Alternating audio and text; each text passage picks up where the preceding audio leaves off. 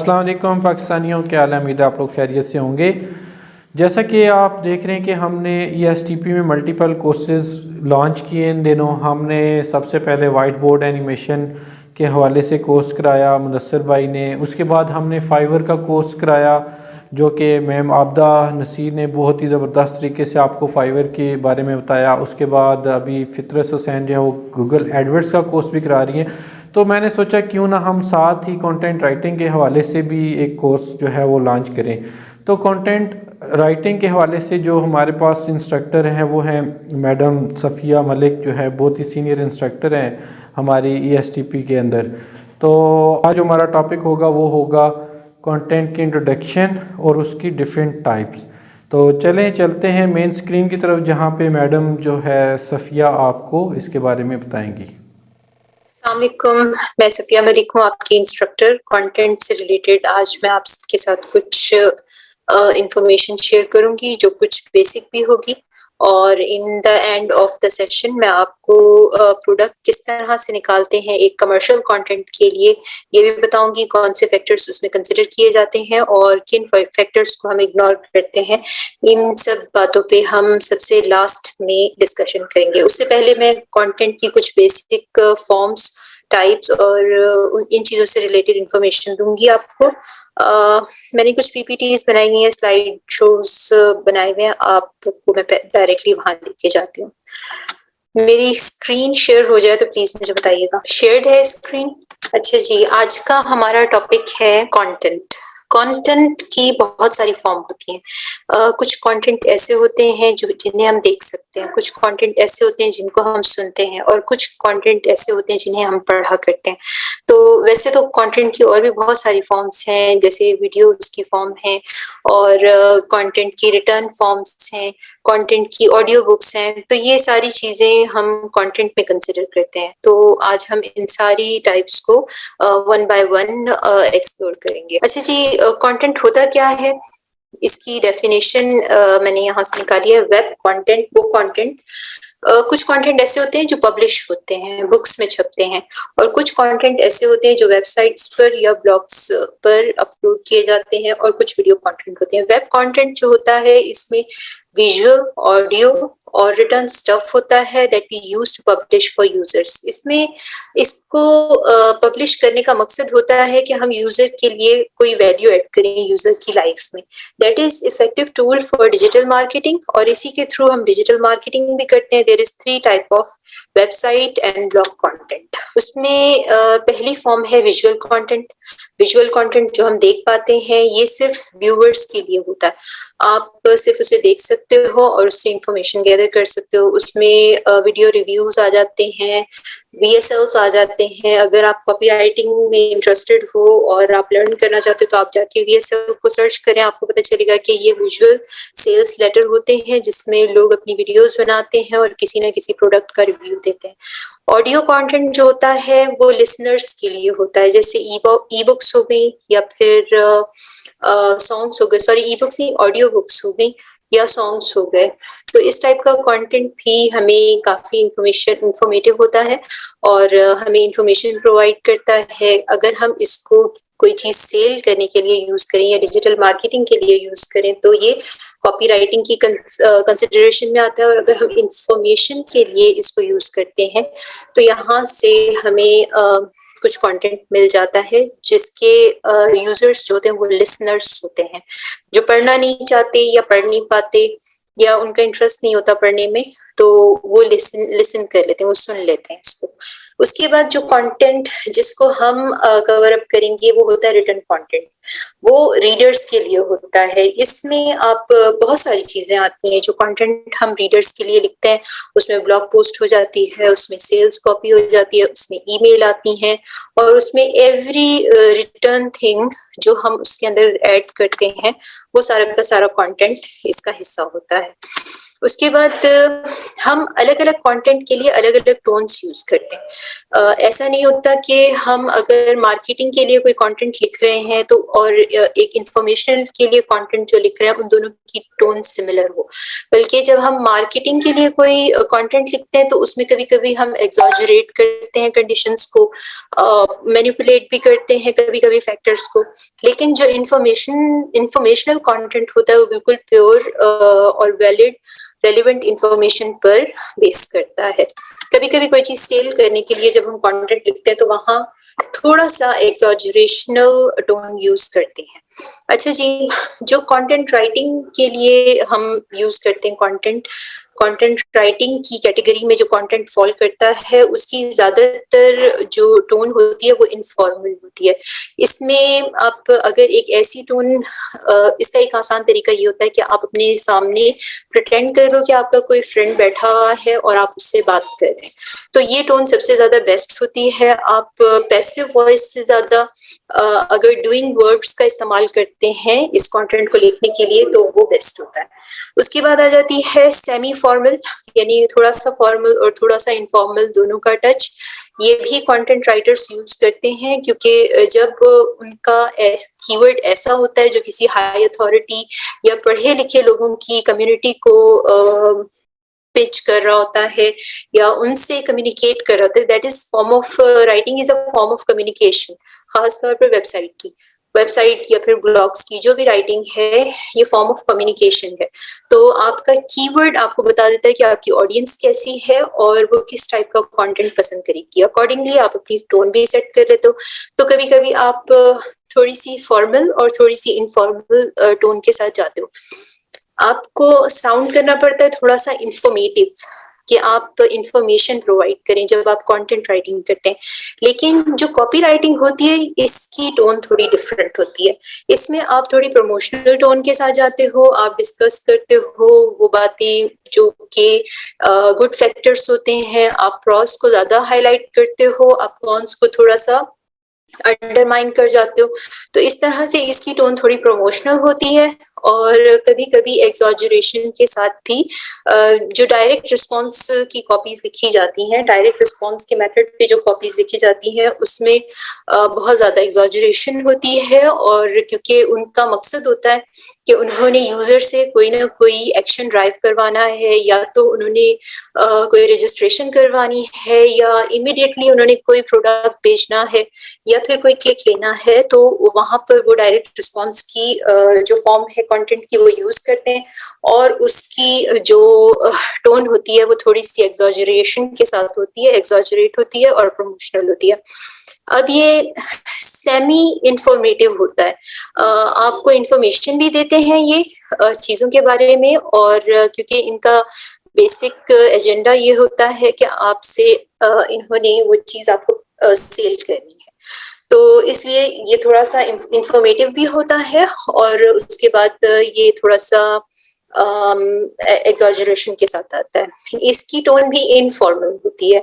ये जितनी ज्यादा कॉपीराइटिंग की टोन जितनी ज्यादा इनफॉर्मल हो उतनी ही ज्यादा इफेक्टिव होती है, क्योंकि आपने अपने यूजर के सामने अपने यूजर का वेल विशर होके प्रिटेंड करना होता है और आपने उसको मशवरे देने होते हैं कि भाई ये काम करो तो ये आपके लिए बेस्ट रहेगा, और आपने उससे अपने प्रोडक्ट सेल करने होते हैं।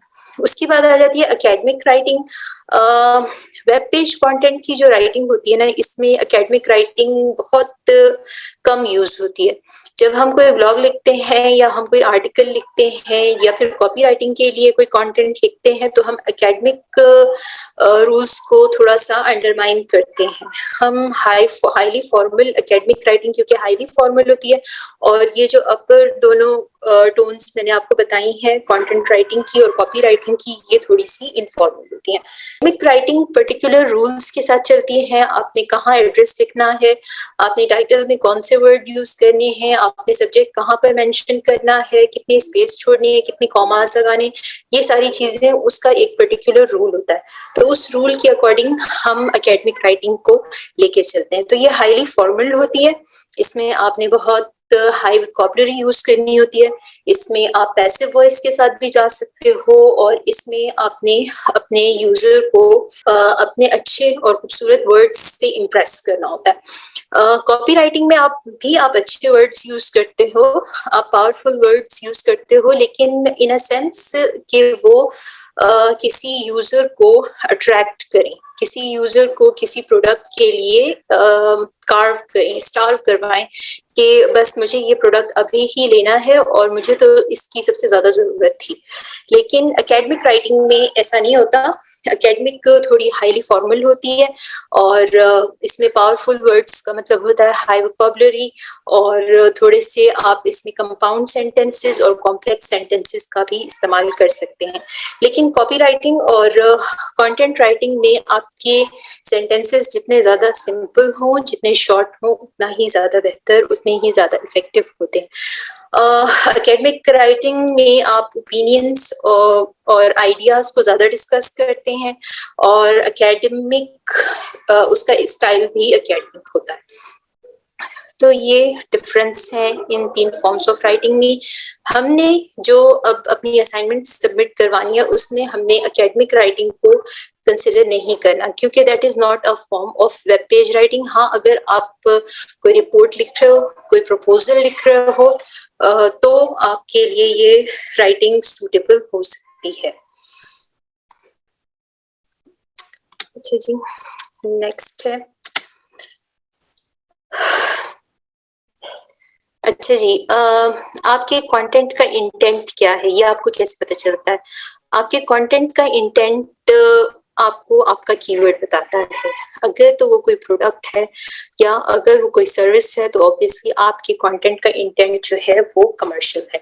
और अगर वो कोई प्रोडक्ट नहीं है या कोई सर्विस नहीं है, बल्कि कोई आइडिया है, कोई थॉट है, कोई ख्याल है, कोई लॉ है, कोई फॉर्मूला है जिसको आप एक्सप्लेन कर रहे हो, एजुकेटिव हो सकता है, वो इंफॉर्मेटिव हो सकता है, वो कोई एक्सपीरियंस हो सकता है, टिप्स हो सकते हैं, ट्रिक्स हो सकते हैं, मेथड्स हो सकते हैं, तो वो इंफॉर्मेशनल है। अगर आपका कीवर्ड आपसे कोई क्यूरी आंसर करवाना चाहता है तो इसका मतलब आपका इंटेंट इंफॉर्मेशनल है। इंफॉर्मेशनल में आपका ऑब्जेक्टिव क्या होता है? इंफॉर्मेशनल में आपका ऑब्जेक्टिव होता है लर्निंग। लर्निंग किसी भी आइडिया को डिस्क्राइब करते हैं, उसमें आप किसी थ्योरी को डिस्क्राइब करते हैं, आप उसमें अपने यूजर को एजुकेट करते हैं और उसको कुछ नॉलेज, वैल्यूएबल नॉलेज प्रोवाइड करते हैं। जो कमर्शियल कंटेंट होता है उसका ऑब्जेक्टिव होता है कि आपने सेल्स बूस्ट करनी है, इंक्रीज करनी है या जनरेट करनी है। अगर नया बिजनेस है तो फिर उसमें तो आप सेल जनरेट करेंगे। अगर ऑलरेडी कोई बिजनेस चल रहा है तो वहां पर आप अपने कंटेंट के थ्रू उसकी सेल को बूस्ट करेंगे और कोशिश करेंगे कि ज्यादा से ज्यादा लोगों से आप एक्शन ड्राइव करवाएं और वो प्रोडक्ट खरीदें। इसमें प्रोडक्ट का रिव्यू भी आ जाता है, इसमें सर्विसेज भी आ जाती हैं और इसमें इसका ज्यादातर ताल्लुक सेल्स और परचेज से होता है। फिर एक और हम स्टाइल यूज करते हैं, इसको हम इंटेंट तो नहीं कहेंगे, लेकिन ये एक स्टाइल होता है। जब हम ब्लॉग पोस्ट लिखते हैं और वो पूरी तरह एफिलिएट नहीं होती और ना ही वो कंप्लीटली इंफॉर्मेशनल होती है, बल्कि इन दोनों के बीच में एक ट्रांजिशन सी पैदा कर देती है, तो इस तरह का जो ब्लॉग पोस्ट होता है उसे हम ट्रांजिशन में कैटेगराइज करते हैं। इसका जो स्टाइल होता है ये थोड़ा सा वर्ड स्टाइल होता है। इसमें आप कुछ पैराग्राफ इंफॉर्मेशनल के लिखते हैं, कुछ टॉपिक्स उसमें आप कमर्शियल के लिखते हैं, कुछ टॉपिक्स आप प्रमोशनल लिखते हैं। जैसे मिसाल के तौर पर अगर हम एक कंटेंट का रिव्यू दे रहे हैं कि ये प्रोडक्ट है और हम इन प्रोडक्ट को आपस में कंपेयर कर रहे हैं तो कंपैरिजन आ जाएगा उसमें आप उसकी बाइंग गाइड अगर लिख रहे हैं तो वो एक इंफॉर्मेशनल कंटेंट होगा। अगर आप उसको जस्ट उसके फीचर्स बता रहे हैं या उसके यूजेस बता रहे हैं तो ये इंफॉर्मेशनल कंटेंट होगा। लेकिन अगर आप उसके प्रॉस एंड कॉन्स लिख रहे हैं, अगर आप उसका कंपैरिजन कर रहे हैं, अगर आप ये बता रहे हैं कि ये प्रोडक्ट ज्यादा महंगा है, ये प्रोडक्ट सस्ता है, ये लाइट वेट है, ये हैवी वेट है, ये सारी चीजें अगर आप डिस्कस कर रहे हैं तो ऑब्वियसली वो एक कमर्शियल कंटेंट है और आपका जो ऑब्जेक्टिव है वो उसे सेल करने का है।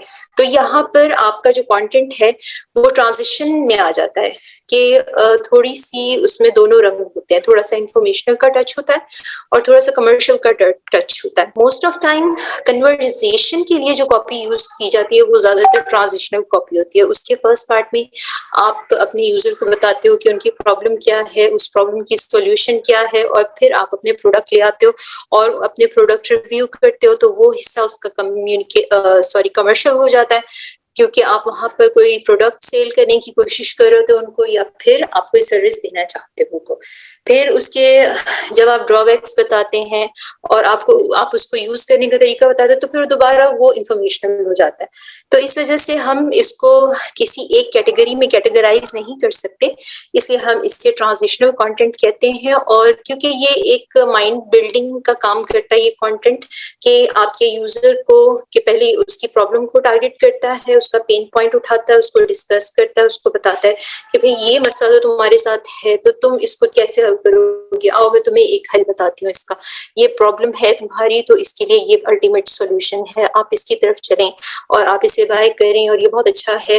तो ये सारी चीजें हम उसको जो कि एक इंफॉर्मेशन लेने के लिए आया है यूजर, हम उसको कन्वर्ट करके बायर में कन्वर्ट कर लेते हैं, हम उसको एक बायर बना लेते हैं। तो इसको कन्वर्जन कहते हैं कि एक यूजर, एक विजिटर जो किसी कीवर्ड को सर्च करते हुए आपके वेबसाइट पर आ गया है या इंफॉर्मेशन लेने के लिए आपके ब्लॉग पर आया है और आपने उसका ब्रेन वॉश किया है, आपने उसकी माइंड बिल्डिंग की है और अब आप उसको ये प्रोडक्ट सेल कर रहे हो। इसमें आप कन्वर्जन करते हैं ऑडियंस की, और इसके थ्रू आप दो चीजों से फायदा उठा सकते हैं। एक, आप लीड जनरेट करते हैं, दूसरा आपको बायर मिल जाता है। फिर नेक्स्ट कैटेगरी आती है नेविगेशन की।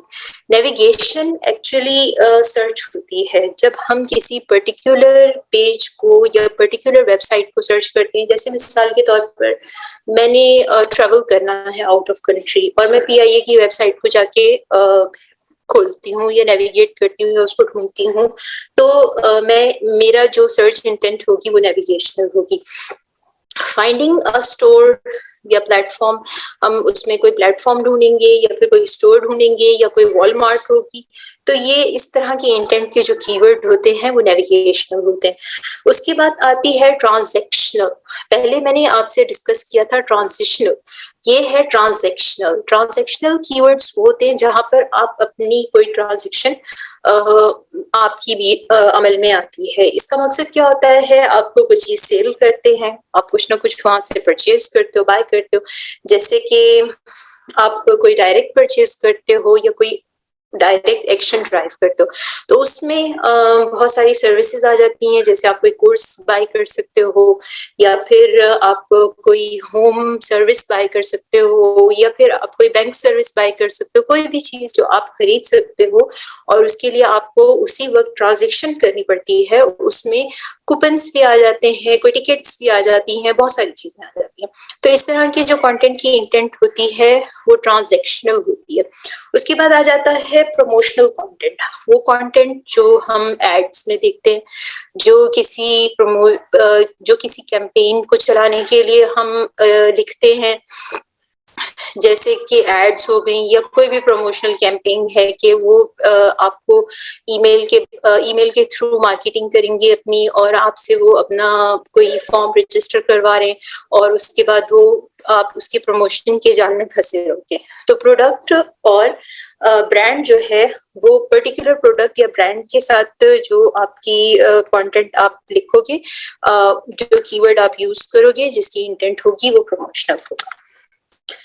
अच्छा जी, कॉमन कंटेंट डिस्कशंस हमारे पास क्या है इस वक्त आप लोगों के लिए, वो है एफिलिएट मार्केट और एडिसन। एडिसन में आप इंफॉर्मेशनल कंटेंट लेके जाते हो जहां से आप लीड जनरेट करते हो और उसके ऊपर एड्स लगते हैं, और उससे आपके आपका उसमें ऑब्जेक्टिव ये होता है कि आपके पास ज्यादा से ज्यादा विजिटर्स आए और ज्यादा से ज्यादा लोग आपकी आपके कंटेंट में इन्वॉल्व हो और उससे इंफॉर्मेशन ले और कमेंट्स लें। लेकिन एफिलिएट के लिए जो आपका ऑब्जेक्टिव होता है वो होता है आपने सेल जनरेट करनी है, वहां पर आपका ये मकसद होता है। अगर आप सेल जनरेट नहीं कर पा रहे तो फिर आप कह सकते हैं कि ये आपका फेलियर होगा। एफिलिएट मार्केटिंग दो तरह की होती है, एक आप प्रोडक्ट के लिए करते हो, कमर्शियल जो आपका इंटेंट होता है वो दो तरह का होता है, या तो वो कोई प्रोडक्ट होता है या फिर कोई सर्विस होती है। जैसे मिसाल के तौर पर मैम फिजा ने आपका जो सेशन लिया था उसमें उन्होंने पिज्जा मेकिंग की सर्विस के बारे में डिस्कशन किया था, तो वो एक कमर्शियल कंटेंट था जो किसी सर्विस के लिए लिखा जा सकता है। आप अगर कोई पिज्जा मेकिंग सर्विस ले रहे हैं, आप नर्सिंग सर्विस ले रहे हैं, आप कोई होम ट्यूशन ले रहे हैं, तो ये सारी सर्विसेज जो प्रोवाइड करेंगे वो भी कमर्शियल कंटेंट के ऑब्जेक्टिव में कंसिडर होगा और उसकी मार्केटिंग एफिलिएट होगी। और जो प्रोडक्ट आप अगर कोई सेल कर रहे हैं या आप चाहते हैं कि आप कोई प्रोडक्ट अपने इंट्रोड्यूस कराएं या लॉन्च करवाएं और उसको आप सेल करें, तो वो आपका कमर्शियल इंटेंट और आपकी एफिलिएट के उसमें जाएगा, जिससे आप सेल्स जनरेट कर सकते। अच्छा जी, कंटेंट की ऑडियंस, कंटेंट की जो इंफॉर्मेशनल कंटेंट होता है ना, उसकी ऑडियंस बहुत ज्यादा होती है और आपको ज्यादा ऑडियंस की जरूरत भी होती है। इसलिए आप जो कीवर्ड टारगेट करते हैं या कीवर्ड ढूंढते हैं इंफॉर्मेशनल निशेस के लिए, तो वो भी आप यही देखते हैं कि जिस कीवर्ड पर ज्यादा ऑडियंस हो, ज्यादा सर्च आई हुई हो, उसको आप कंसिडर करें एडिसेंस के लिए या इंफॉर्मेशनल निश के लिए। लेकिन कमर्शियल की क्योंकि बायर्स कम हो जाते हैं, तो इंफॉर्मेशनल से जब आप कमर्शियल पर जाते हो तो कमर्शियल जो ऑडियंस होती है, जो बायर होते हैं, वो इंफॉर्मेशन के मुकाबले में कम हो जाते हैं और प्रमोशनल में और भी ज्यादा जो है वो स्ट्रेंथ गिर जाती है। अच्छा, अगर आप जेंडर और एज वाइज देखें अपने यूजर्स में, अपनी ऑडियंस को, तो उसमें फीमेल ज्यादा होती है क्योंकि ऑनलाइन सेल परचेज में फीमेल का और शॉपिंग में और इन सारी चीजों में फीमेल का इन्फ्लुएंस ज्यादा होता है मेल के मुकाबले में। और जो बच्चे और यंगस्टर्स आ जाते हैं उनको हम अदर में कंसिडर करते हैं।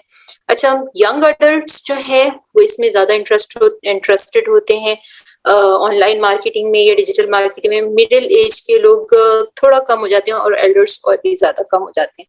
तो आपने जो कंटेंट लिखना होता है उसमें आपने फीमेल ऑडियंस को कभी भी इग्नोर नहीं करना, ना ही मेल ऑडियंस को इग्नोर करना है। उसके अलावा आपका जो एज ग्रुप होगा वो यंग अडल्ट्स होंगे या मिडिल एज के लोग होंगे जो आपका मेन टारगेट होंगे।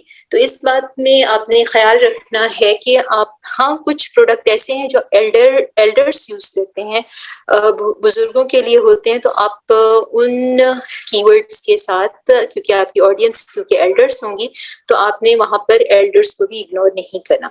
अगर आप गेमिंग आर्टिकल लिख रहे हैं तो ऑब्वियसली आपका जो यंग अडल्ट है वो उसमें ज्यादा इंटरेस्टेड होगा या बच्चे ज्यादा इंटरेस्टेड होंगे।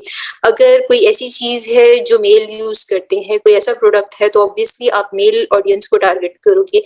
लेकिन इनमें से किसी भी ऑडियंस को आपने अपने कंटेंट से एक्सक्लूड नहीं करना। अगर आप एक्सक्लूड करोगे कि बस ये मेरा प्रोडक्ट है और बस इसे एक ही जेंडर या एक ही एज के लोग यूज कर सकते हैं, तो वहां पर थोड़ा सा आप अपनी जो ऑडियंस है ना उसको आप छोड़ दोगे।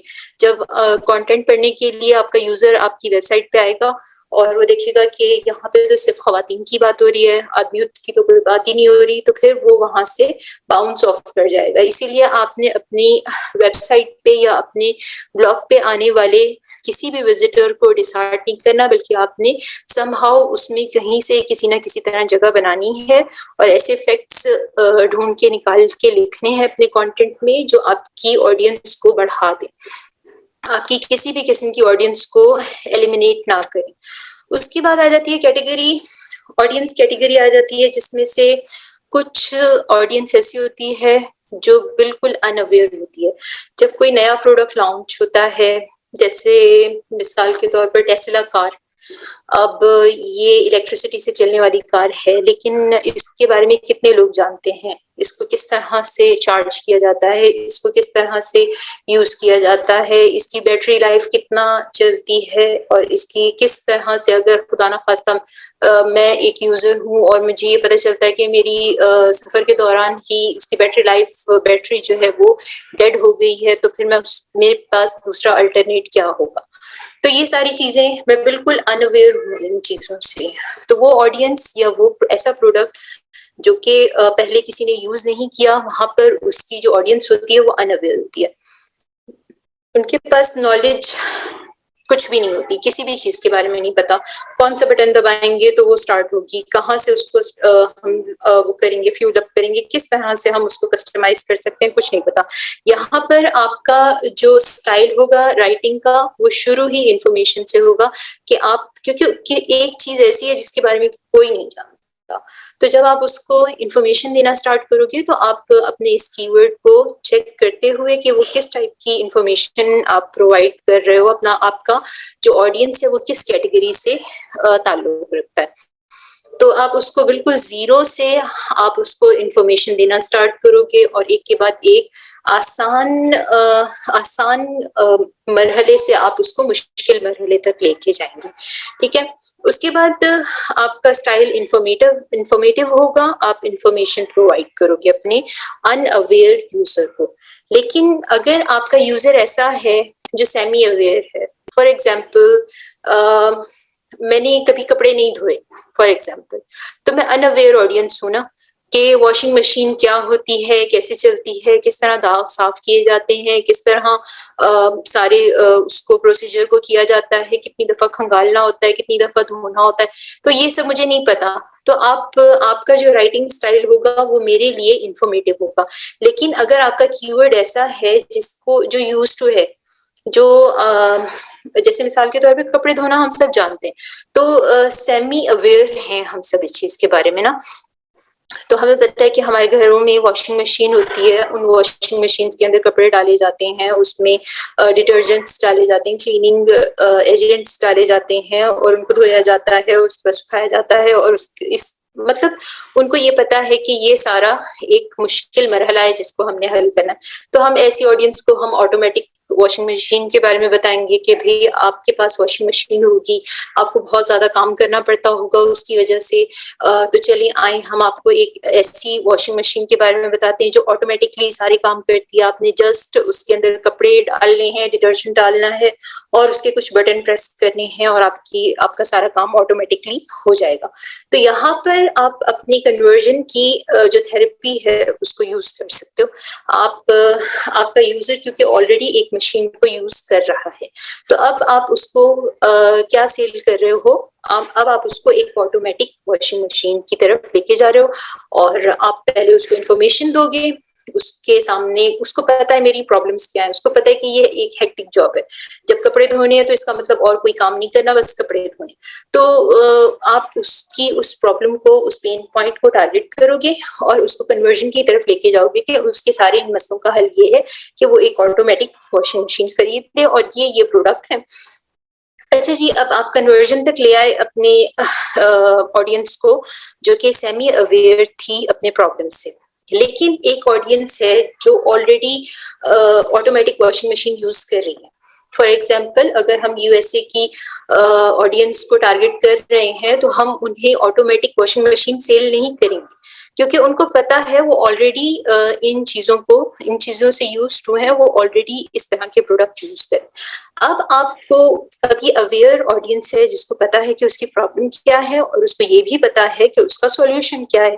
अब आप उनके सामने किस तरह से आप अपने कंटेंट को लेके जाएंगे, तो आप उनको बजाय ऑटोमेटिक वॉशिंग मशीन ऑफर कराने के, बल्कि आप उनको कहोगे कि ये फुल्ली ऑटोमेटिक वॉशिंग मशीन आई है मार्केट में और ये तो बहुत जबरदस्त है, इसने तो और भी काम आसान कर दिया है। आप सूखे हुए कपड़े इसके अंदर डालते हो और सूखे कपड़े निकालते हो, आप एक दफा इसमें डिटर्जेंट फिल कर दो, ऑटोमेटिकली ले लेती है जितना उसको चाहिए होता है, वो पानी भी अपने हिसाब से एडजस्ट कर लेती है।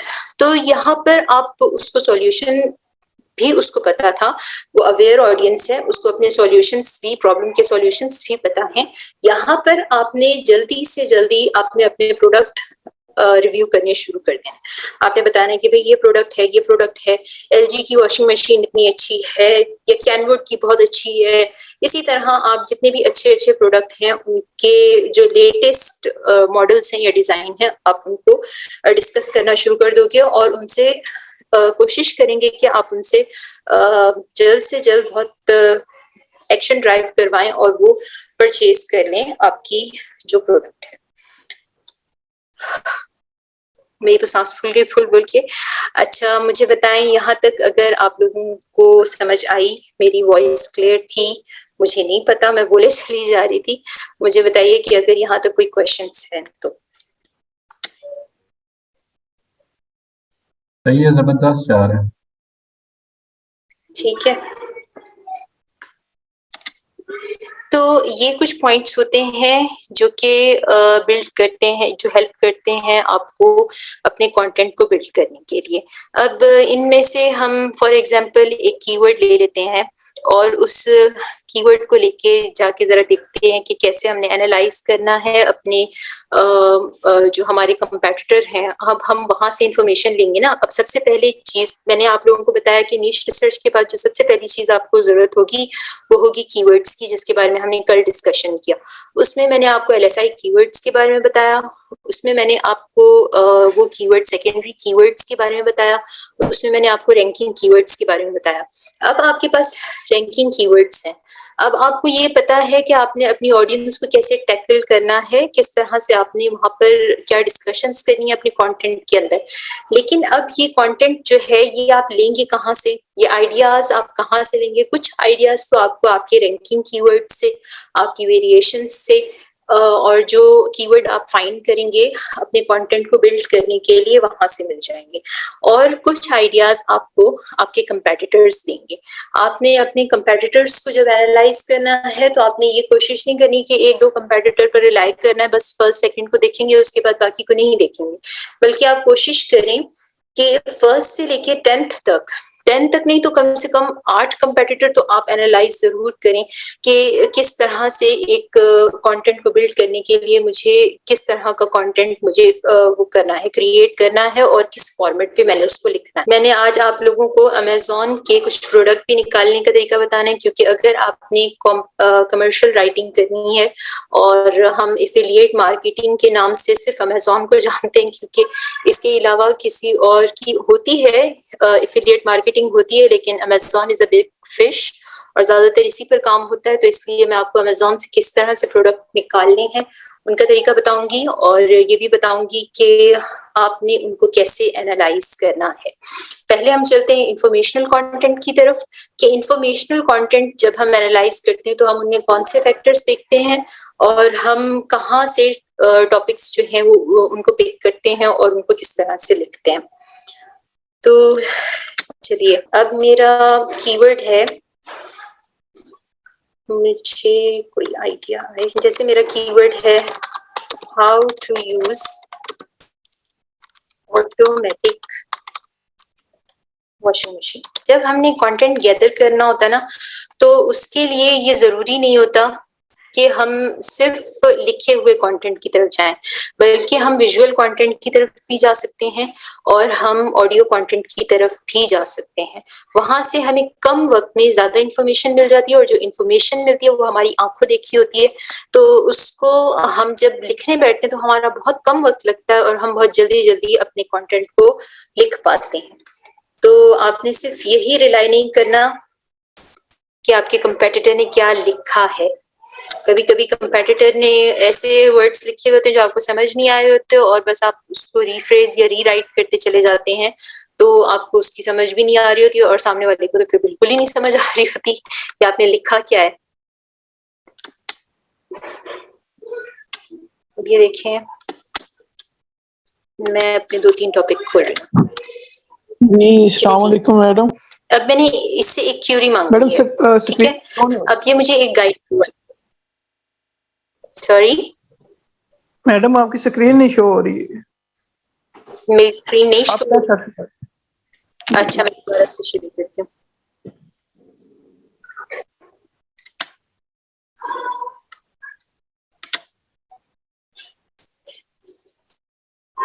अब स्क्रीन शेयर हो रही है?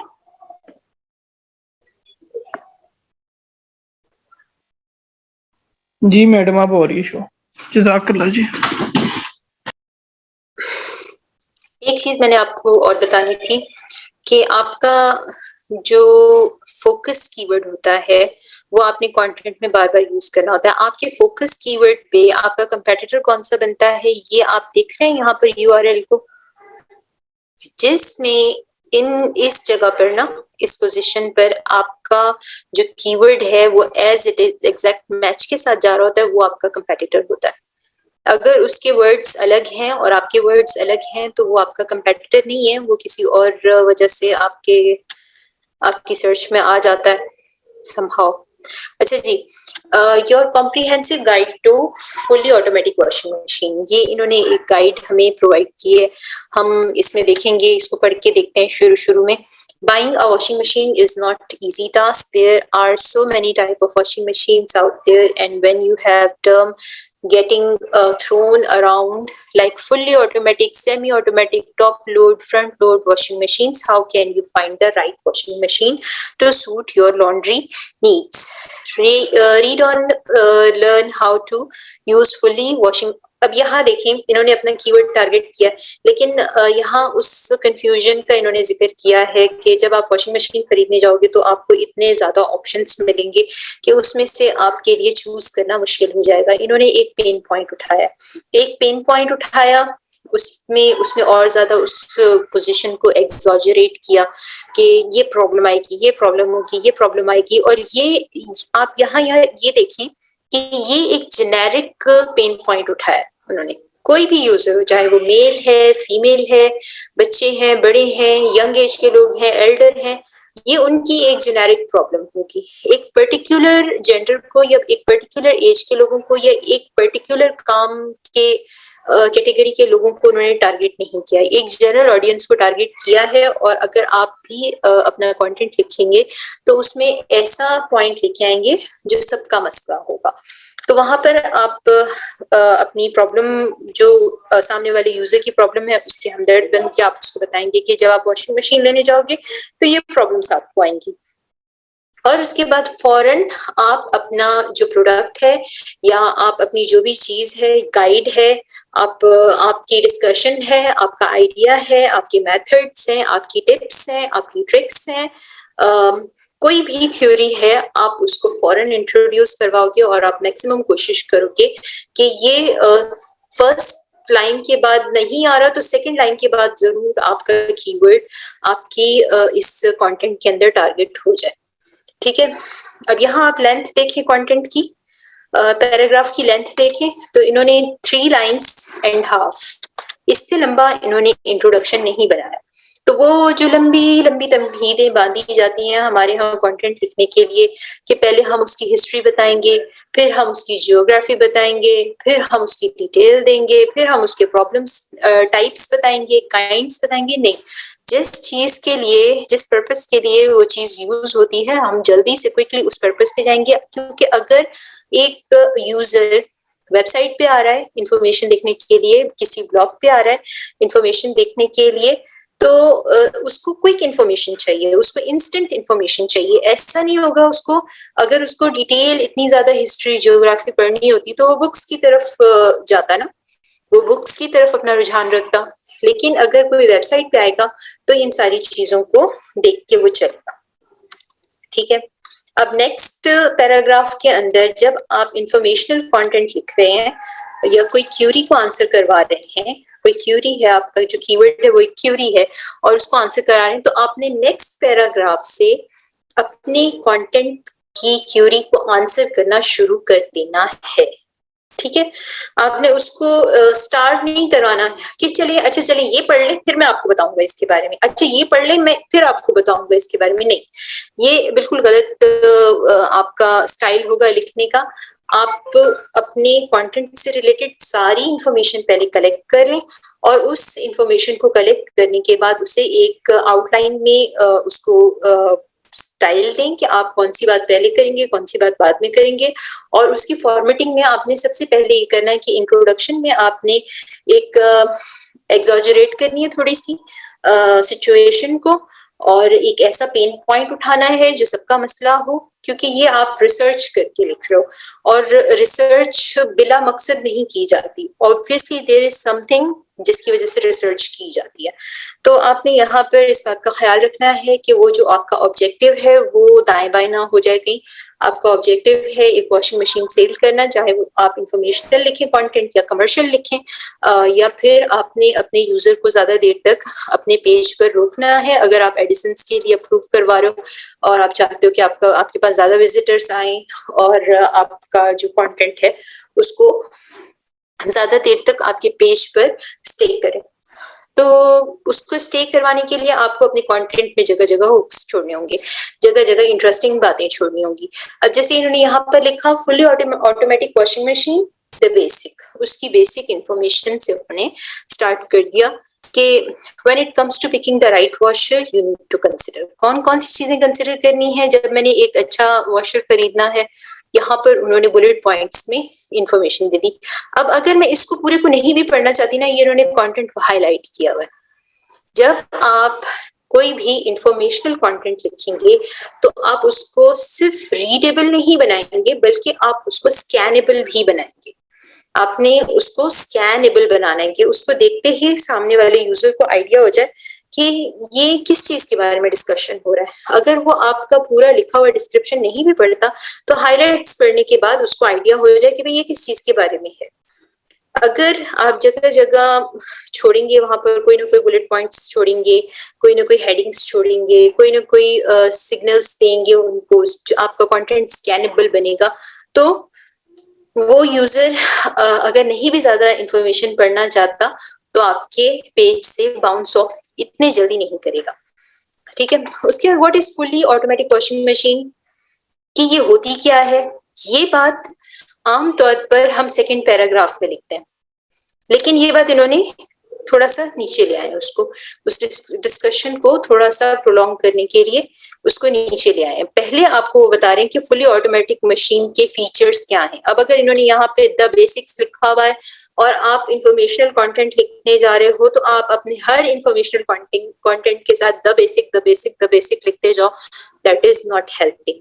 या आप अपने हर इंफॉर्मेशनल कंटेंट का जो टाइटल है उसमें गाइड, अल्टीमेट इंफॉर्मेशनल गाइड, सिर्फ गाइड का वर्ड यूज करते जाओ तो वो भी बिल्कुल अनहेल्दी साउंड करता है। ये ऐसा लगता है जैसे किसी बच्चे ने ना रटे लगा के अपना पेपर सॉल्व करने की कोशिश की है। तो यहाँ पर आपकी क्रिएटिविटी मैटर करती है। आप हर दफा एक नए वर्ड के साथ आए, कभी आप फीचर्स का इस्तेमाल करें, कहीं आप कंसिडरेशन फैक्टर्स का इस्तेमाल करें, कहीं आप रिकमेंडेशंस के साथ आए, कहीं आप सॉल्यूशंस के साथ आए। कोई भी अच्छे वर्ड्स आप यूज करें अपने टाइटल में, अपने मेटा टाइटल में, और हमेशा एक यूनिक इंफॉर्मेशनल कंटेंट बनाएं। अगर आपका कंटेंट यूनिक नहीं होगा तो वो यूजर फ्रेंडली भी नहीं होगा, यूजर अपीलिंग भी नहीं होगा। अगर आपका content for example 3rd position पर रैंक कर रहा है और आपके कंटेंट में भी वही बात लिखी हुई है जो फर्स्ट 2 कंपेटिटर्स ने लिखी है, एग्जैक्टली आपने बस उसको रिफ्रेश कर दिया है, थोड़ा सा आपने कोशिश की कि उससे प्लेगरिज्म रिमूव हो जाए और बस आप वही डिस्कशन दोबारा से कर रहे हैं या उसी फॉर्मेट पे दोबारा से लिख रहे हैं, तो आप अपने यूजर को ज्यादा देर तक अपने पेज पर होल्ड नहीं कर पाओगे। आपका यूजर देखेगा कि भाई हाँ ये फर्स्ट ने लिखी थी तो मैंने पढ़ ली, सेकंड ने भी इसी से मिलती जुलती लिखी थी, अब ये थर्ड ने जो है ना इन दोनों से मिलती जुलती लिखी हुई है, तो वो जल्दी से इधर खोलेगा और इधर आपका कंटेंट पढ़े बगैर उससे बाउंस ऑफ कर जाएगा।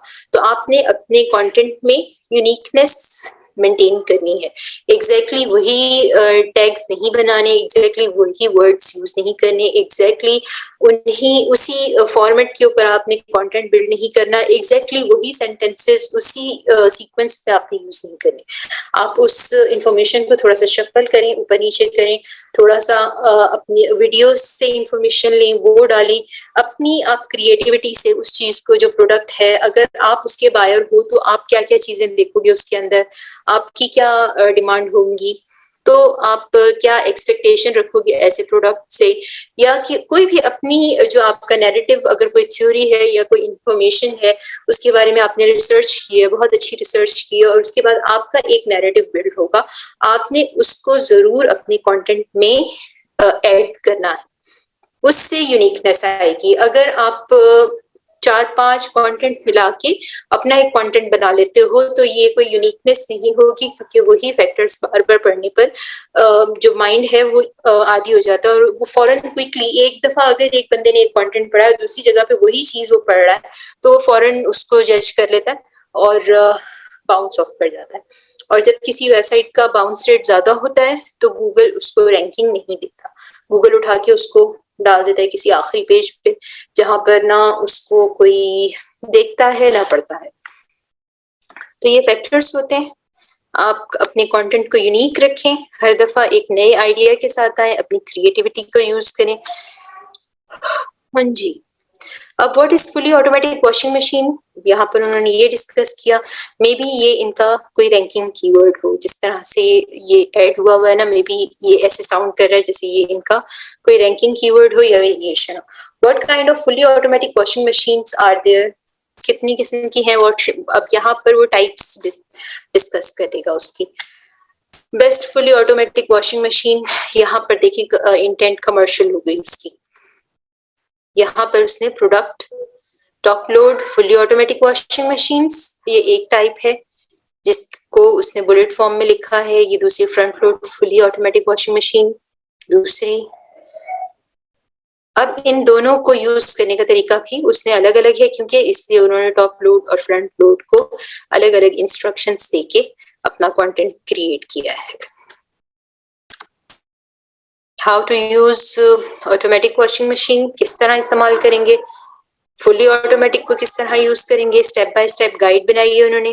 ये देखें, step number 1, step number 2, step number 3, step number 4, step number 5, 6। अब ये कोई 4-5 ही स्टेप होंगे। आपको अगर वॉशिंग मशीन में कपड़े धोने हैं तो आप अपने दिमाग में सोचें कि आप पहला स्टेप क्या करेंगी।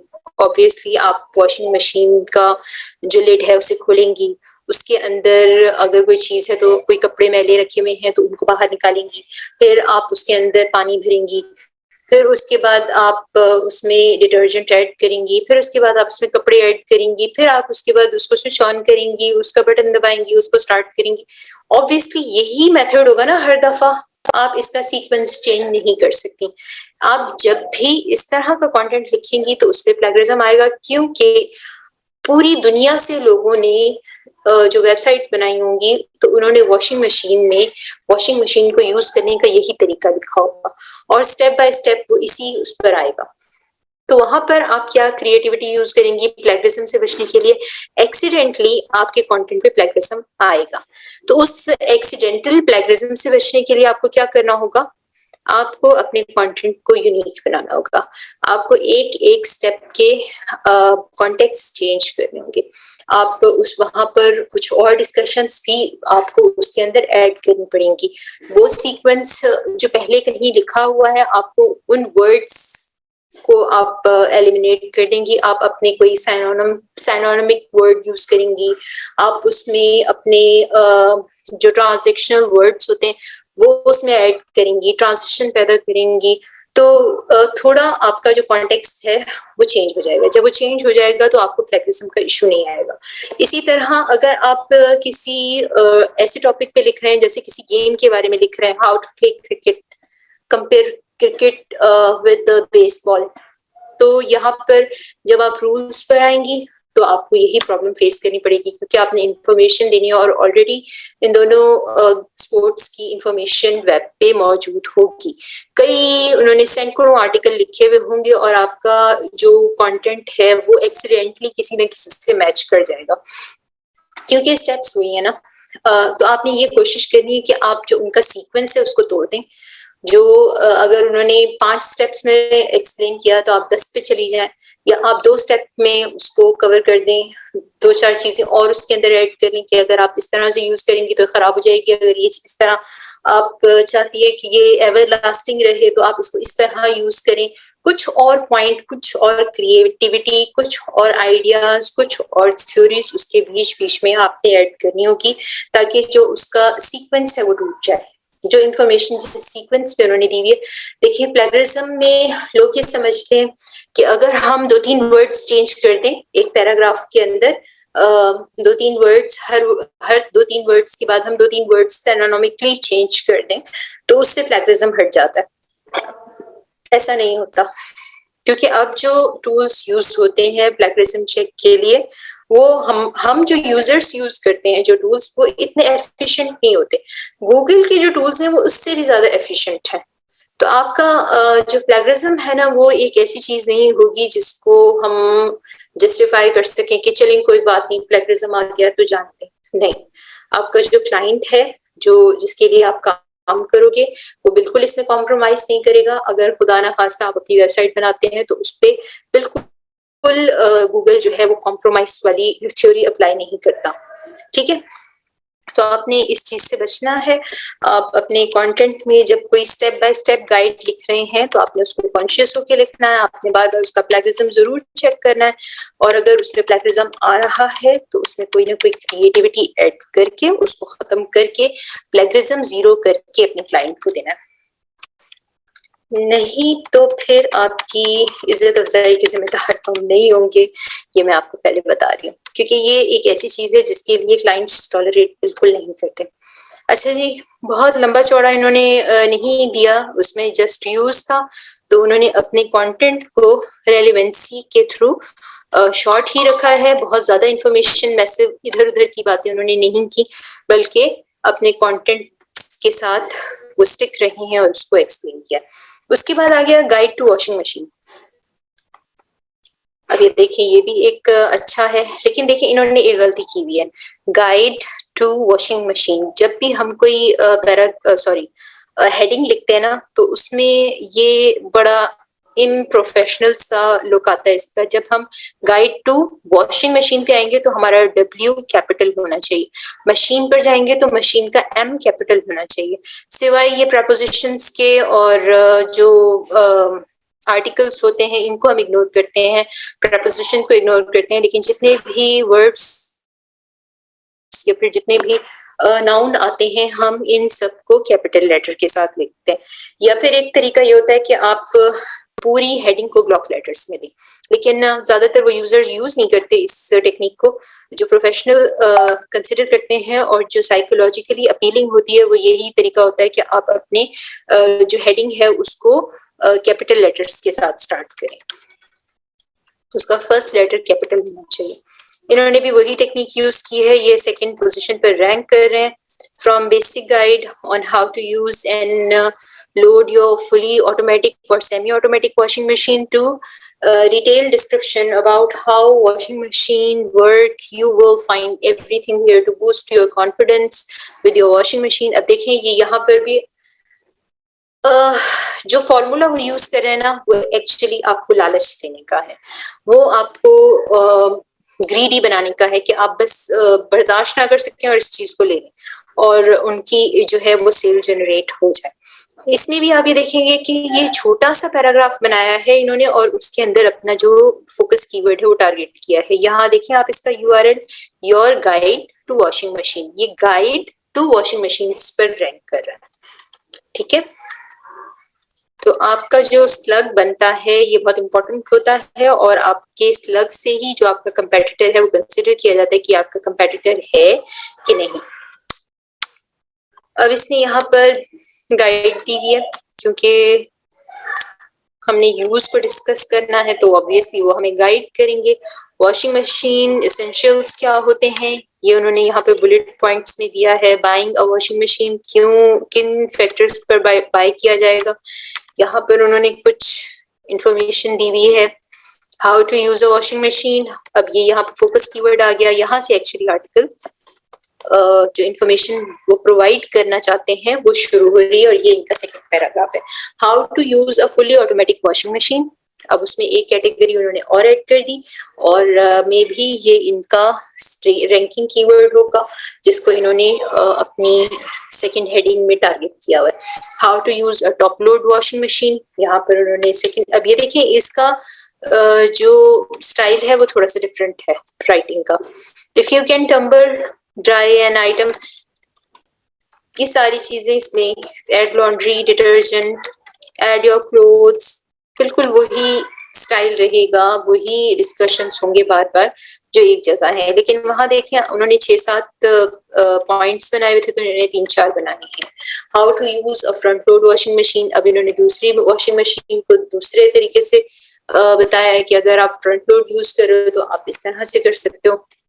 इसी तरह आप भी अगर बनाना चाहें तो आप फर्दर कैटेगरीज बना सकते हैं, फुली ऑटोमेटिक और ऑटोमेटिक वॉशिंग मशीन, मैनुअल, ये सारी चीजें आप उसके अंदर डिस्कस कर सकते हैं।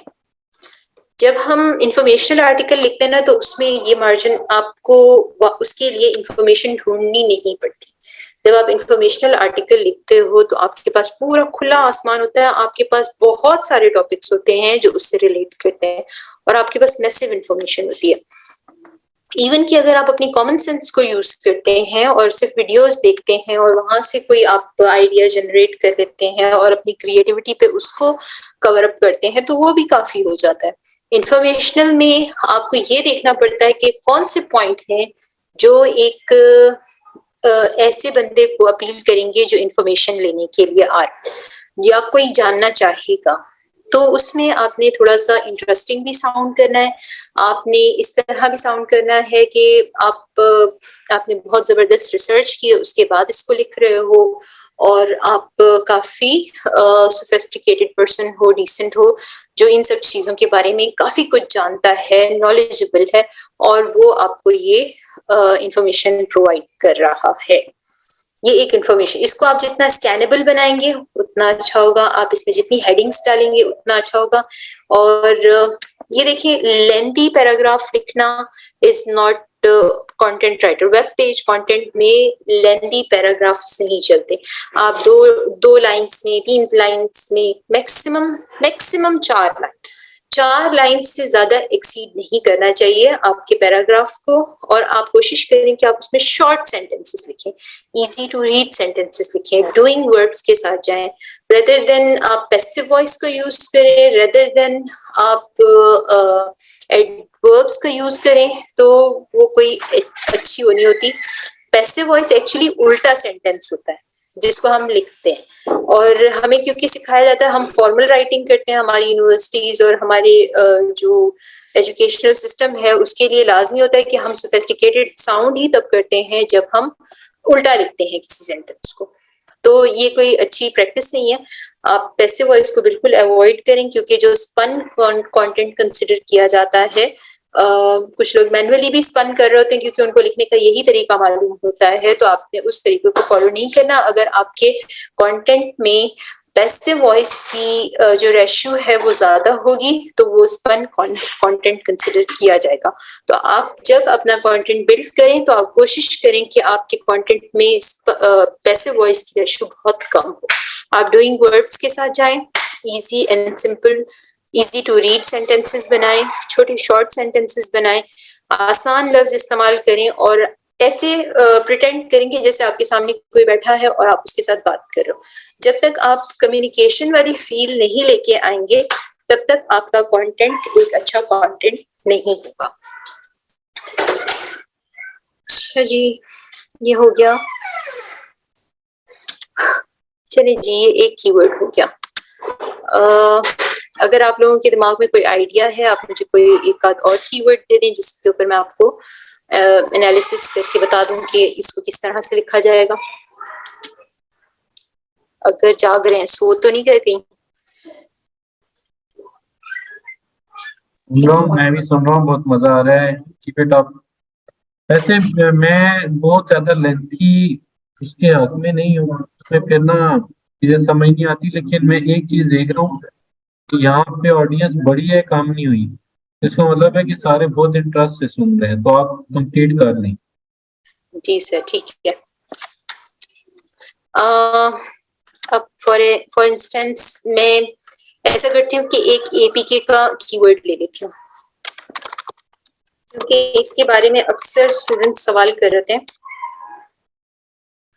मास्टर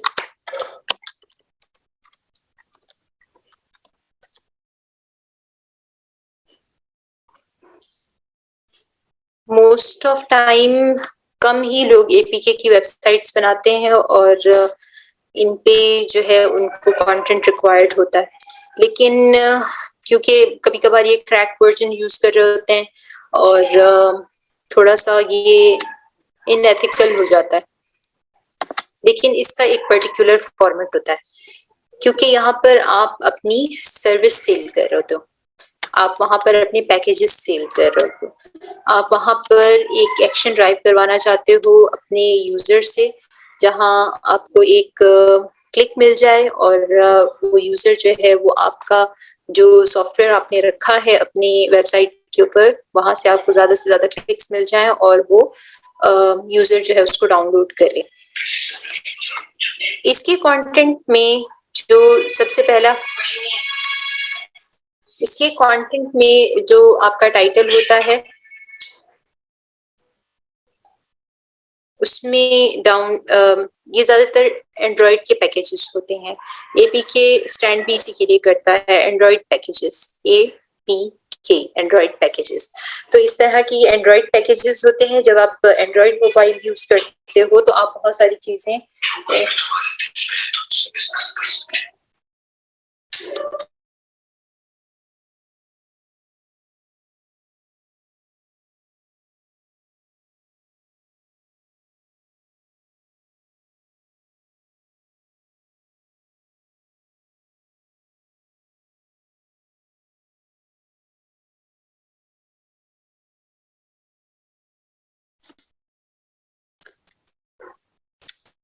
तो ये जो कंटेंट होता है इसमें आप कोई ना कोई या तो गेम होती है या कोई सॉफ्टवेयर होता है जिसे आप यूज करते हो, जैसे वीडियो एडिटिंग के सॉफ्टवेयर्स हो गए या फिर कोई गेम हो गई या फिर कोई ऐसा वीपीएन्स होते हैं तो वो आप डाउनलोड करना चाहते हो। इसके लिए सबसे पहला जो आपको ऐड करना पड़ता है, आपको यहाँ पर एक टेबल ऐड करना पड़ता है जिसमें आपने ऐप का नाम मेंशन करना है, वो किन वर्जन्स के साथ कंपैटिबल है, उसका लेटेस्ट वर्जन जो है वो कौन सा है, उस वर्जन का नाम आपने ऐड करना होता है, कहाँ से आप इसको ले सकते हो, उसके प्राइस और साइज, ये सारी चीजें ये आप देखेंगे कि अगर आप एपीके की कोई कंपैटिटर्स 5-6 कंपैटिटर्स चेक करेंगे तो आपको पता चल जाएगा कि ये सारे तकरीबन एक ही डिस्कशन को लेके चल रहे होते हैं। और इसमें जो लेटेस्ट वर्जन होता है, वर्जन डिफरेंट होते हैं, डिफरेंट उनके साइज होते हैं, तो इसको देख के आपने मेंशन करना होता है कि आप कौन सी सर्विस प्रोवाइड कर रहे हो। उसमें आप सबसे पहले इंट्रोडक्शन देते हो एज यूजुअल। इसका कंटेंट थोड़ा सा लेंथी होता है, मतलब 1500 से लेके 2000 तक हम इसको कंसिडर करते हैं कि एक एपीके मोड पे लिखा जाने वाला कंटेंट कितना होता है। उसमें पहले इसका बहुत सिंपल होता है इंटेंट, आपने एक टेबल बनाया, उसके बाद आपने एक इंट्रोडक्शन दिया जिसमें आप थोड़ा सा सिचुएशन को एग्जैजरेट करोगे, कॉपी राइटिंग की थोड़ी सी टेक्निक यूज करोगे, क्योंकि आपने अपने जो यूजर है उसको स्टार्ट करवाना है और उसके बाद आपने उसको इतना उसके इमोशंस को इस तरह से ट्रिगर करना है कि वो बस जाए और जाके आपके जो बटन है डाउनलोड बटन को जाके क्लिक कर दे। That is your objective. तो आप कभी कभार किसी यूजलेस सी और बिल्कुल बेकार सी गेम को भी बहुत ज्यादा एग्जॉजरेट करके बताते हो कि लेटेस्ट वर्जन है और इसको बच्चे तो बच्चे क्या बड़े भी खेल सकते हैं और ये बहुत मजे की है। इसी तरह ये वीडियो एडिटिंग की जो पैकेज हम दे रहे हैं, आप इसके बारे में बता सकते हो कि आप शॉर्ट फिल्म्स बना सकते हो, क्लिप्स बना सकते हो, एनिमेटेड वीडियोस बना सकते हो इससे, और किसी मूवी की क्लिप्स भी कट आउट कर सकते हो, वाटरमार्क के साथ भी है, विदाउट वाटरमार्क। ये सारी चीजें आप थोड़ी सी एग्जॉजरेशन की टोन यूज करके इसको डिस्कस करते हो।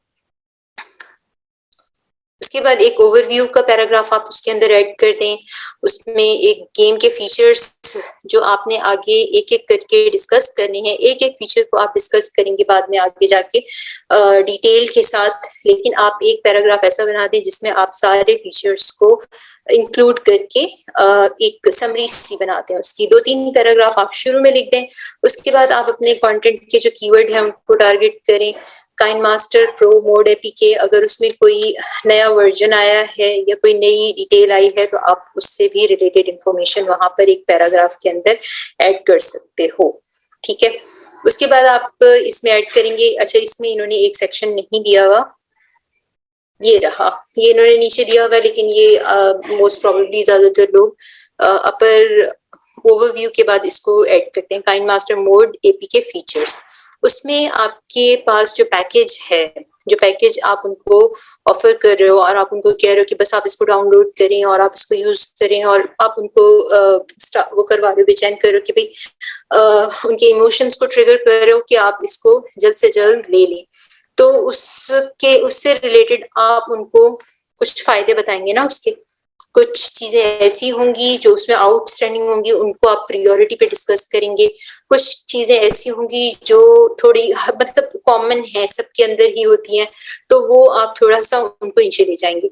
इसी तरह ये नो वाटरमार्क के साथ आ रहा है, ये एक आउटस्टैंडिंग फीचर है इसका कि आपके जो वीडियोस हो या जो क्लिप जो भी आप बनाएंगे उसके ऊपर वाटरमार्क नहीं होगा, जो काफी इरिटेटिंग और अनप्रोफेशनल लगता है। उसके बाद फ्री डाउनलोड है, आप उसको डाउनलोड पे आपको कोई चार्ज नहीं है, आप जस्ट जाके क्लिक करो तो आप आराम से इसको डाउनलोड कर सकते हो। मल्टीपल लेयर्स उसकी कैपेबिलिटी है कि वो मल्टीपल लेयर्स में आप उसको डिजाइन कर सकते हो। सेवरल एडिटिंग टूल्स हैं उसके अंदर, ये सारा उसने डिस्कशन किया। यहाँ पे इंस्टेंट प्रीव्यू देता है आपको, अभी आपका काम कंप्लीट नहीं हुआ, अगर आप बीच में ही उसका प्रीव्यू लेना चाहते हो तो आप ले सकते हो। इसी तरह उसके और भी जितने कैरेक्टर्स हैं बहुत डिटेल के साथ आप यहाँ डिस्कस करेंगे। कुछ चीजें प्रायोरिटी पे, ये देखिए ये इसके और फीचर्स भी हैं। काइनमास्टर प्राइम अलग है, काइनमास्टर V8 अलग है, डायमंड अलग है, लाइट प्रो अलग है। इन सब चीजों के बारे में भी उन्होंने डिस्कस किया है। इन सब चीजों के बारे में भी डिस्कस करने के बाद ये आपको एंड में जो चीजें मेंशन करी होंगी वो ये होंगी। डाउनलोड करने का तरीका तो आपको पता होगा, अगर आप यहाँ पर वो क्वेश्चन भी ऐड कर दो तो अच्छा ही होता है।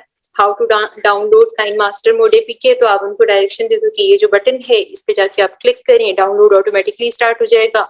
आप अपनी डाउनलोड में जाके उसको चेक करें और वहां से आप उसके ऊपर क्लिक करेंगे तो वो इंस्टॉलेशन के लिए रेडी होगा। फिर आप एक पैराग्राफ, एक हेडिंग दे दो हाउ टू इंस्टॉल काइनमास्टर, वहां पर आप इंस्टॉलेशन की सारी डिस्कशन करोगे। रिकमेंडेशंस लिख सकते हैं आप इसमें, न्यू अपडेट्स जो आती हैं उसका एक पैराग्राफ ऐड कर सकते हैं, एफएक्यूज आप इसमें ऐड करेंगे और एंड में एक कंक्लूजन देंगे। And that's all.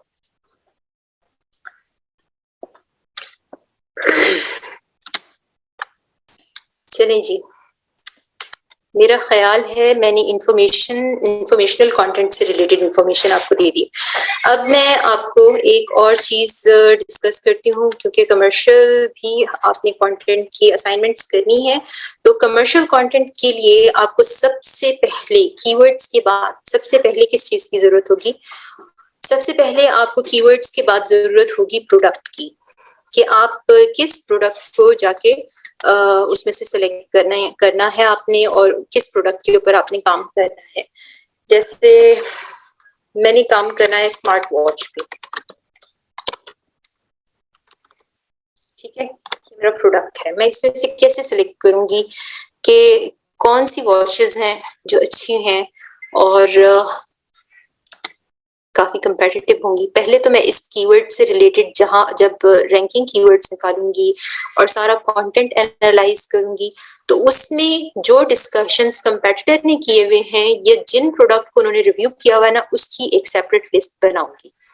वहां से मुझे कुछ प्रोडक्ट ऐसे मिलेंगे जो कि कंपेटिटर ने फ्रीक्वेंटली यूज किए हुए हैं, क्योंकि उस पर या तो उनको सेल ज्यादा आ रही है या फिर उसका कमीशन ज्यादा बन रहा है, कोई रीजन है उसके अच्छा होने की, और वो ऑलरेडी मार्केट में घूम रहा है एक कीवर्ड वो भी, उसका नाम भी एक कीवर्ड है, तो उसको ज्यादा प्रायोरिटी दूंगी मैं। उसके बाद मैं यहाँ जाऊंगी, देखूंगी, यहाँ मैंने आपको कल बताया था कि कैसे आपने अपनी लोकेशन चेंज करनी है। न्यूयॉर्क में आ जाएंगे आप, अगर आप यूएसए की मार्केट को टारगेट कर रहे हो तो। उसके बाद मैंने इस पर एक फिल्टर लगाया है, वो प्रोडक्ट्स जो 4 स्टार या 4 स्टार प्लस हैं मैं उनको कंसिडर करूंगी। तो यहाँ मैंने एक फिल्टर लगा दिया जी, मुझे वही वाले प्रोडक्ट दिखाएगा आगे जो 4 स्टार प्लस है।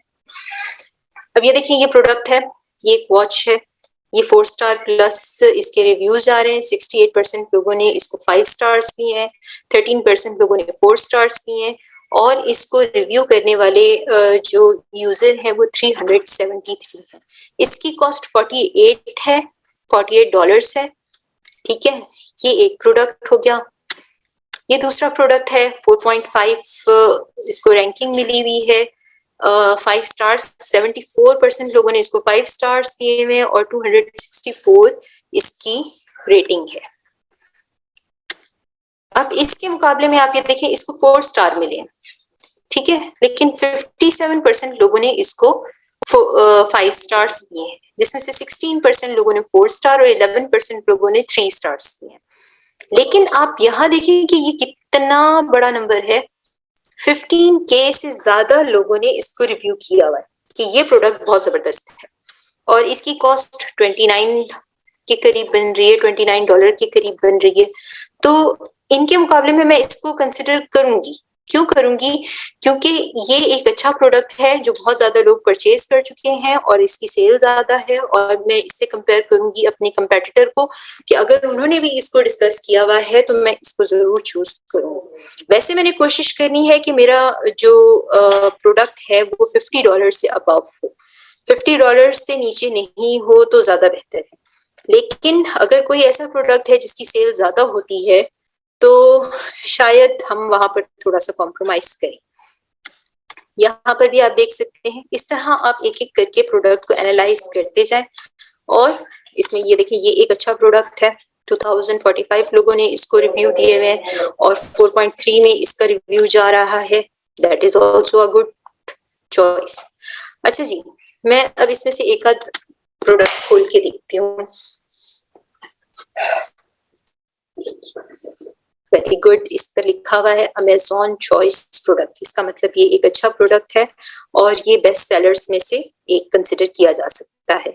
दूसरी अच्छी जो साइन है वो ये है कि ये इन स्टॉक है। कुछ प्रोडक्ट के पास यहाँ लिखा हुआ होता है उसकी एक्सेसिबिलिटी नहीं होती, उसके बारे में करंटली नॉट अवेलेबल लिखा होता है यहाँ पर, या फिर यहाँ पर लिखा होता है 1 लेफ्ट, 2 लेफ्ट, 3 लेफ्ट। तो इस तरह के प्रोडक्ट आपने कंसिडर नहीं करने। जब भी आप प्रोडक्ट सेलेक्ट करेंगे तो प्रोडक्ट सिलेक्शन में आपने इस तरह के जो प्रोडक्ट है उनको नहीं लेके जाना। फर्स्ट थिंग जो आप देखेंगे, आप अपनी लोकेशन देखेंगे कि मेरी लोकेशन सही है कि नहीं। उसके बाद आप आके देखेंगे कि ये प्रोडक्ट इन स्टॉक है या नहीं। उसके बाद आप देखेंगे कि ये सारी रेटिंग और ये सारी चीजें, ये सारे जो क्राइटेरिया हमारे पास प्रोडक्ट का है उसके ऊपर ये प्रोडक्ट पूरा उतर रहा है या नहीं। कंटेंट लिखते वक्त आपने किसी भी प्रोडक्ट का रेट डिस्कस नहीं करना, उसके जो प्राइस है वो डिस्कस नहीं करने। कुछ प्रोडक्ट ऐसे होते हैं, जैसे ये -29% इस पर डिस्काउंट चल रहा है, 49 उसकी कॉस्ट है, 69 उसकी जो लिस्ट प्राइस है। तो ये सारी चीजें ये चेंज होती रहती हैं। और दूसरी बात ये कि इसमें इश्यूज आते हैं अगर आप इनके रेट्स को डिस्कस करोगे तो। ठीक है, यहाँ पर देखिए, ये ब्रांड है इसका, ये स्टाइल है, लाइट पिंक, उसका size, special features, age range, adult, description, compatibility, हर चीज, हर इंफॉर्मेशन आपको यहाँ से मिल जाएगी। अगर आप चीजों को रिलेट करके उनको समझ सकते हो तो समटाइम्स आपको रिव्यूज पढ़ने की भी जरूरत नहीं पड़ती, आपको यहीं से पता चल जाता है कि ये प्रोडक्ट क्या है। दूसरे कंपेटिटर का एनालिसिस करना भी आपके लिए काफी आसान हो जाता है जब आप इसको ध्यान से पढ़ लेते हो और इसको समझ लेते हो। ठीक है, अगर इसमें कोई वैल्यू आपको समझ नहीं आ रही कि ये कंपैटिबिलिटी क्या है, ये ऑपरेटिंग सिस्टम क्या है, तो आप जाके इसके बारे में रिसर्च करो वो वन टाइम का काम होगा। आप एक प्रोडक्ट को डिटेल से रिसर्च करोगे उसके बारे में कि इसमें ये जो फीचर है ये किस तरह से, तो बाकी के 8, 9, 7 जितने भी प्रोडक्ट आपने रिव्यू करने हैं उनको रिव्यू करना बहुत आसान हो जाएगा। कि यहाँ पर इनके फीचर्स दिए हुए। अब क्या करते हैं कुछ स्टूडेंट्स, चालाकियां करने की कोशिश करते हैं लेकिन पकड़ी जाती हैं। वो क्या करते हैं, ये पूरी की पूरी डिस्क्रिप्शन कॉपी कर लेते हैं, कॉपी करके जाके वो किसी लैंग्वेज से उसको ट्रांसलेट कर लेते हैं। ट्रांसलेट करने के बाद फिर जब वो उसको दोबारा से इंग्लिश में ट्रांसलेट करते हैं, 2-3 लैंग्वेज में ट्रांसलेट करने के बाद इंग्लिश में ट्रांसलेट करते हैं और फिर वो समझते हैं कि भाई हाँ हमारी जिम्मेदारी पूरी हो गई और अब हम इसको एज इट इज सबमिट करवा सकते हैं। ऐसा नहीं होता। आपके कंटेंट में को हम एक एक वर्ड को डीपली एनालाइज करते हैं, उसका प्लेगरिज्म चेक करते हैं, उस आपने कहीं किसी टूल से तो जनरेट नहीं किया, उसको भी हम टूल्स पर डालकर देखते हैं और आपका एक एक वर्ड हम चेक करते हैं कि ये आपने खुद से लिखा है या नहीं।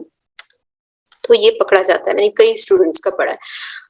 कुछ स्टूडेंट एक और काम भी करते हैं, वो ये करते हैं कि जाके, जैसे ये न्यूयॉर्क की है ना, तो वो जाके इसको जर्मन का दे देंगे या कोई ऐसी इंडोनेशिया का कोई भी ऐसा वो दे देंगे, लोकेशन दे देंगे जिसकी लैंग्वेज डिफरेंट होगी।